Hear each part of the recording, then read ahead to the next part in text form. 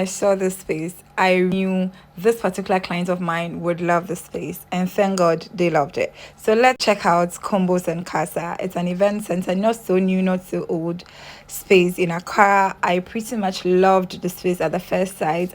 I met with Tiwa, the grounds manager. She was so lovely, and I felt really cool asking all the questions I know my clients would want to know.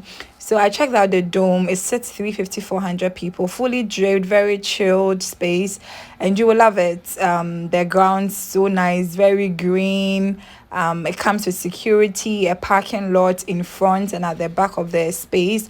There is a gym, there is an eatery, there is a VIP room. I think they really came prepared. You know, event centers in Accra is a good business now, right? So this particular event center came fully prepared, and I love the space. So as an event planner, I checked it out. The washrooms are the most important places in every event space that I go to. The mirrors are equally important. So I checked it out. This is like a waiting room and a changing room for the bride. There is a hall, there is a main room.